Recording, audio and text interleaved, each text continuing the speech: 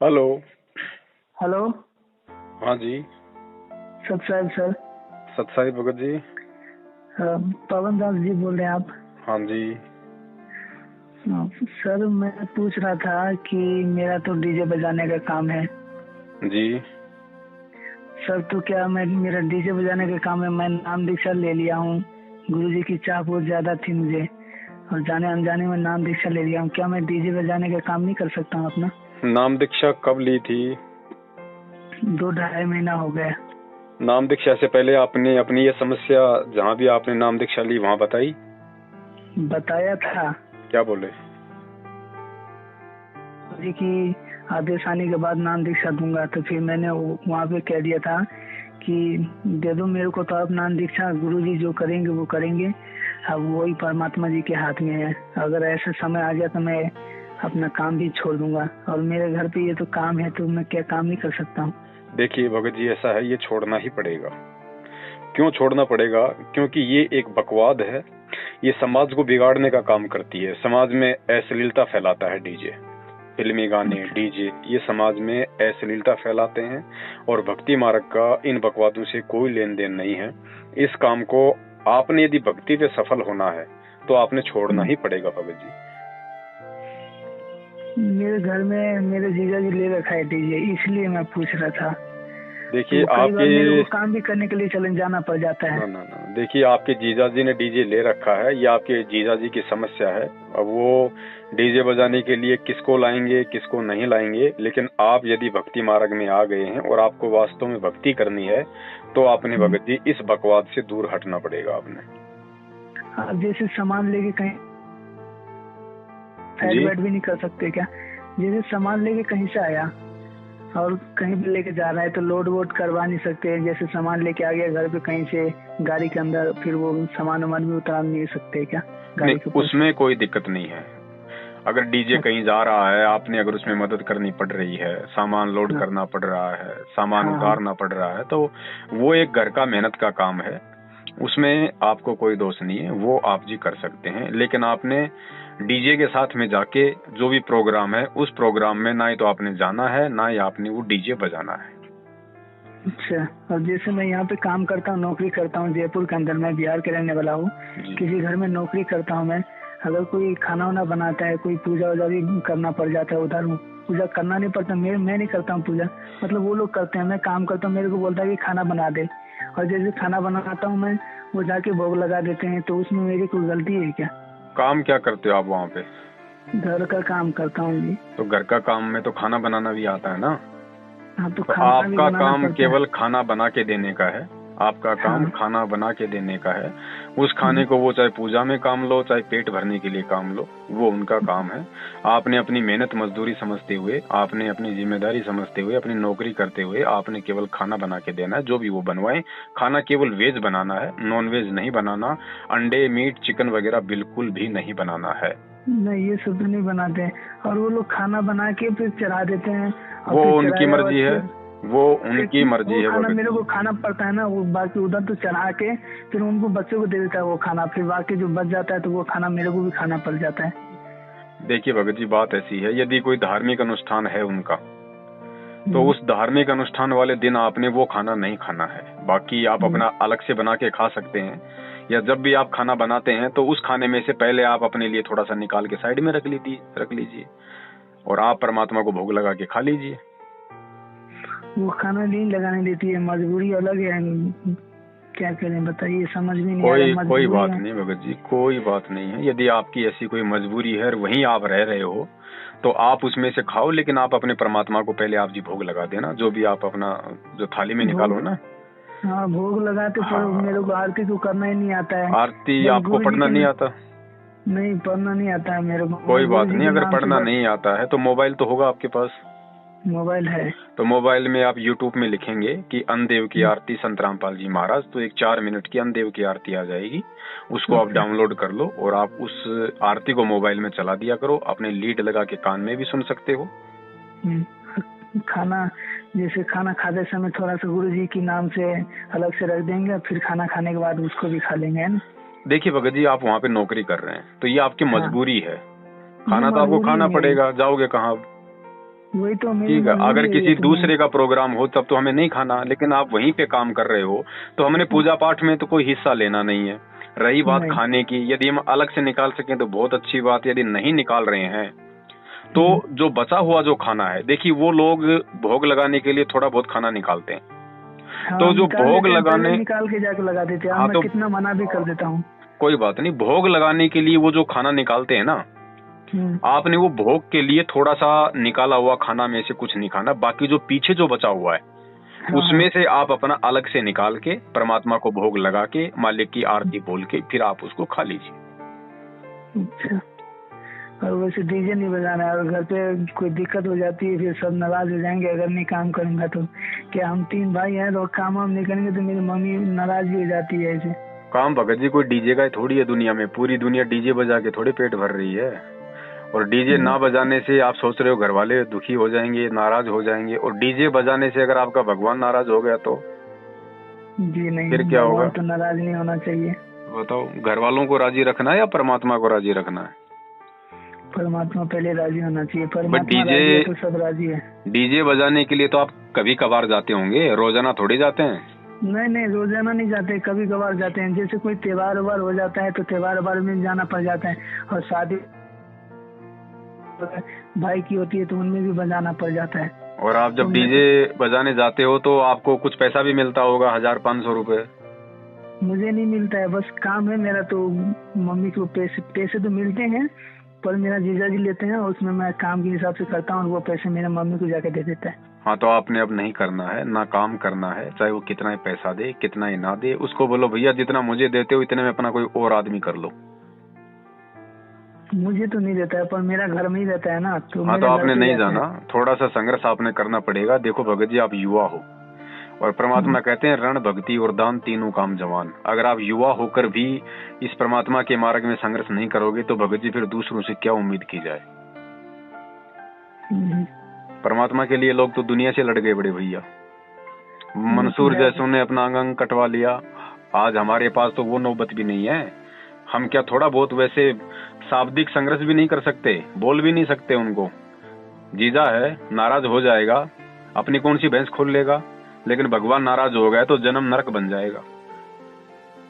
तो जैसे कोई सामान वामान लाना करना हो तो उसमें साथ तो दे सकते, पर उसमें कोई दिक्कत नहीं है, उसमें ऐसी कोई दिक्कत नहीं है। आपने उस प्रोग्राम में आपने जाके डीजे नहीं बजाना है, क्योंकि बकवादों से जब हम पीछे नहीं हटेंगे तो जगत कैसे हटेगा, समाज कैसे हटेगा? ठीक है, आज हमारी संख्या कम है, कल को करोड़ों में होगी, अरबों में होगी। जब हम इन ऐसे प्रोग्राम में जाना, ऐसे डीजे वाजे में शामिल होना नहीं छोड़ेंगे तो जगत कैसे छोड़ेगा भाई? और कैसे फिर हमारी भक्ति बनेगी? सही बात। तो इन चीजों से पीछे हटो। रोज करता हूँ मैं तो गुरु जी की भक्ति करता हूँ। जैसे मेरे पास देसी घी नहीं है तो मैं बाजार से घी लाके दिया जलाता हूँ रोज सुबह शाम, तो उसमें कोई दिक्कत नहीं होगी। नहीं, दिक्कत क्या है, ज्योति तो जलानी है परमात्मा की। और जैसे भक्ति करते करते मन में कोई अजीब अजीब सी बातें आ जाता है। यूट्यूब पे कितने सारे उल्टे सीधे लोग बोलते रहते हैं। परमात्मा के ज्ञान से साफ करो।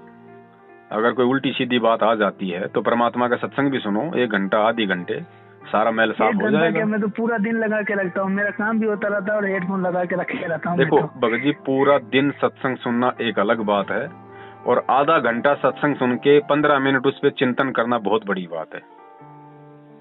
सत्संग सुनने से भी कुछ नहीं होगा। सत्संग सुन के गुरुजी ने कहा जब तक हम उस पर चिंतन नहीं करेंगे, मनन नहीं करेंगे, तब तक हमें सत्संग सुनने का भी कोई लाभ नहीं है।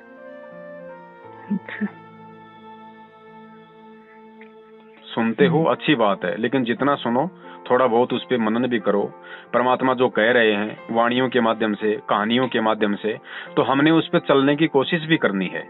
हम जब तक उनको अपने जीवन में नहीं उतारेंगे, उन वाणियों के अनुसार हम चलेंगे नहीं, अपनी रहनी करनी नहीं करेंगे, तो भगत जी फिर वो सत्संग सुनने का फायदा क्या? क्या परमात्मा का सत्संग सुनाने का फायदा?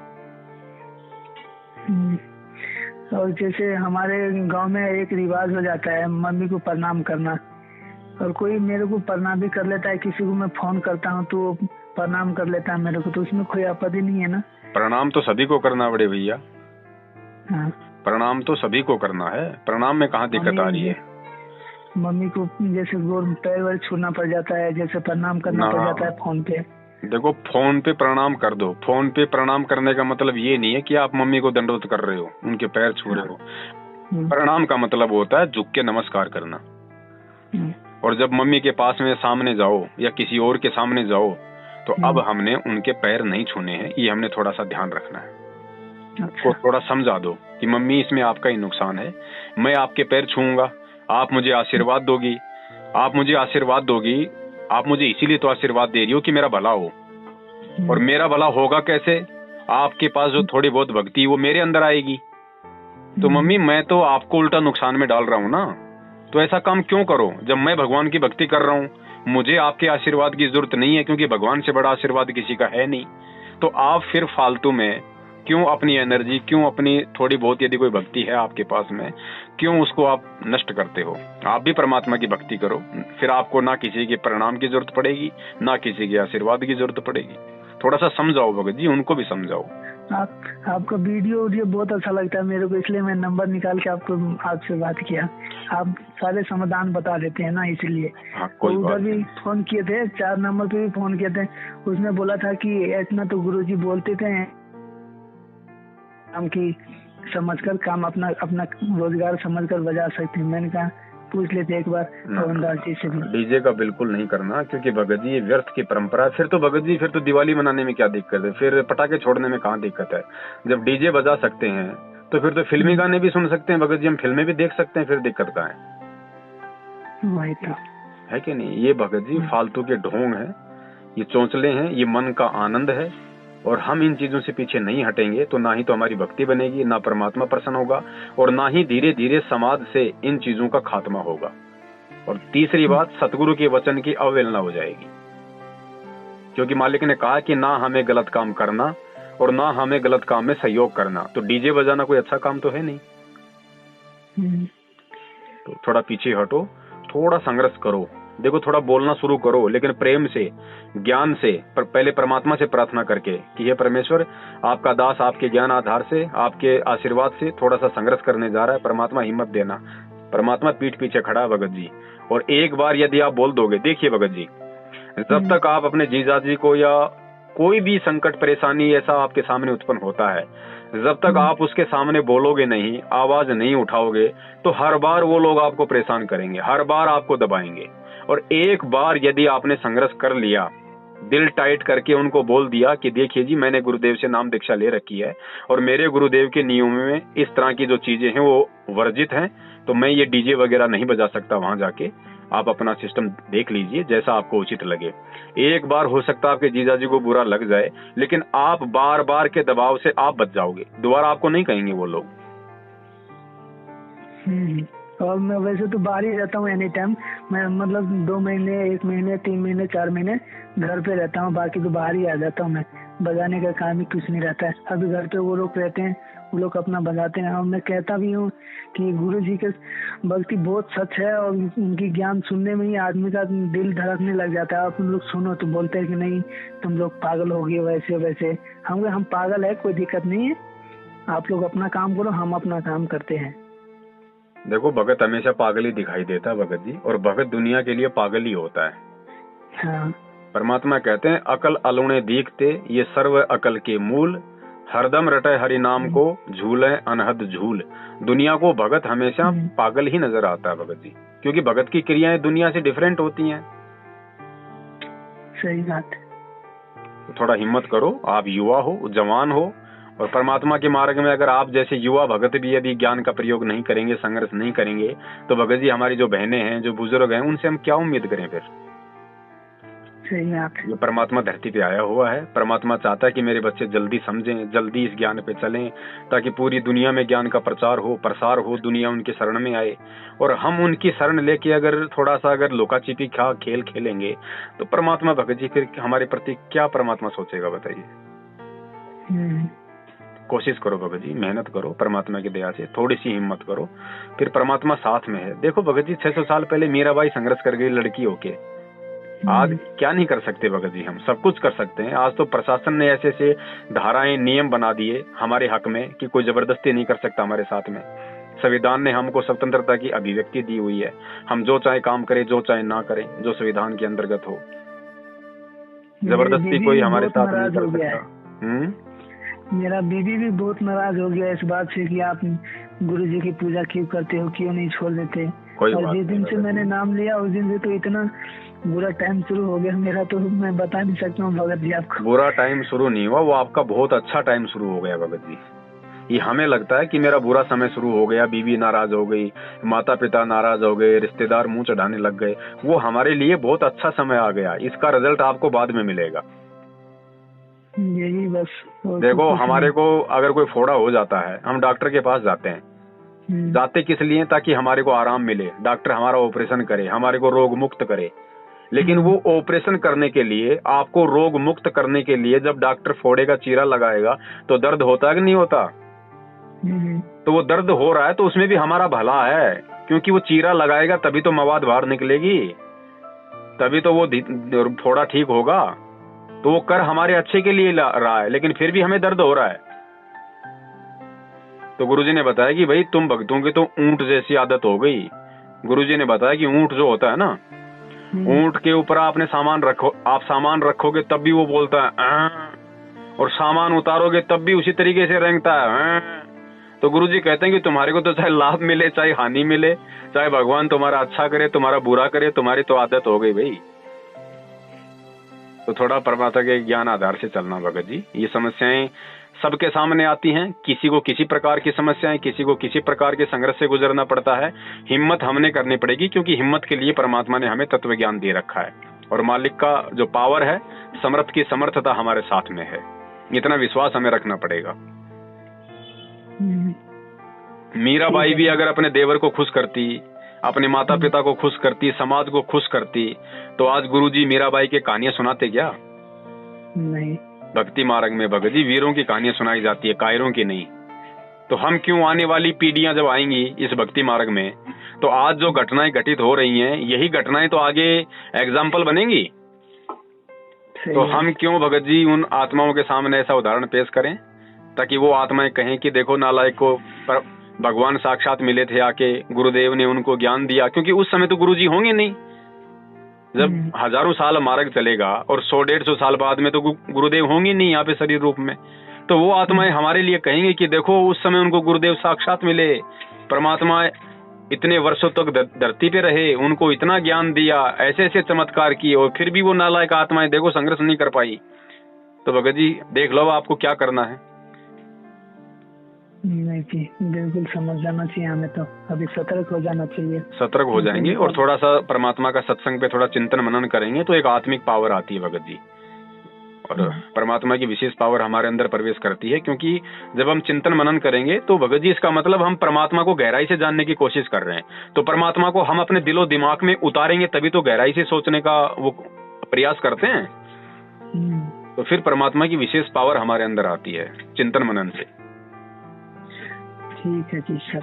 हाँ सत साहेब। सत साहेब, जय हो बंदी छोड़ के। जय हो बंदी छोड़ के।